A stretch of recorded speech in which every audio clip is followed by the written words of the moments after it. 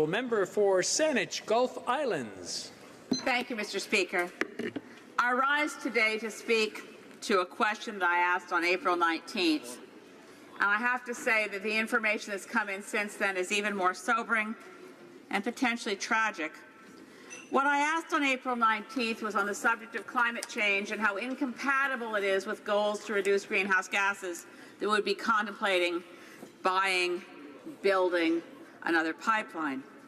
But I want to read what I said on April 19th.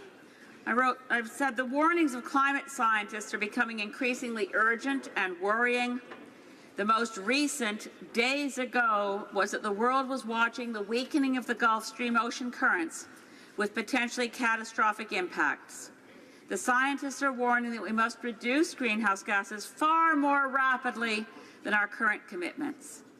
Now, just yesterday came another report about what's happening with the Gulf Stream and what it means for Atlantic Canada. And I see my friend, the Honourable Parliamentary Secretary, I commend him for his recent promotion to Parliamentary Secretary for Environment.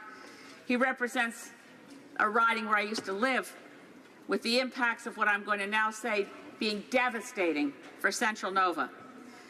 This is from a recent study was published in Nature Climate Science magazine, peer-reviewed, top-quality science. I never expected to see this. That the rapid coastal deoxygenation due to ocean circulation shift in the northwest Atlantic threatens the survival of all marine life in the Gulf of St. Lawrence. The marine ecosystem of the Gulf of St. Lawrence is one of the richest and most biodiverse marine areas on the planet, and it is now being anticipated to be one of the most endangered marine ecosystems as a result of climate change. Just to paraphrase, and because I think it's important for parliamentarians to know this, that as carbon dioxide levels rose over the past century due to human emissions, the Gulf Stream has shifted northward and the Labrador Current has weakened. This new study finds that this causes more of the Gulf Stream's warm, salty, and oxygen-poor water to enter the St. Lawrence Seaway. The evidence of science is continually becoming stronger, more urgent, and in fact, clearly saying to policymakers around the globe, we are in a climate emergency. We are not dealing with an environmental issue. We're dealing with a security threat. The Gulf of St. Lawrence is the home of endangered whales. It's also the home of billions of dollars of fisheries resources that are still successfully and sustainably fished. If the Gulf of St. Lawrence is the canary in the coal mine for the collapse of oxygen in the world's oceans, then this Parliament should do nothing but debate how we respond to climate change in a meaningful way.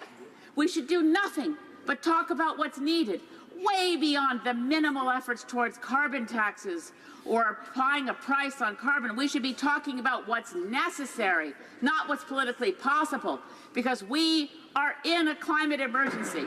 All this summer, British Columbians know we had 500 wildfires. The people of my constituency and I had trouble breathing because our air quality was worse than Beijing's. Climate change is a health threat. Climate change is an urgent security issue. And this, unfortunately, this government continues to pretend that the old Harper target is the Paris target. It is not. We need to be serious. As parliamentarians, as grown-ups, it's time we started protecting our children.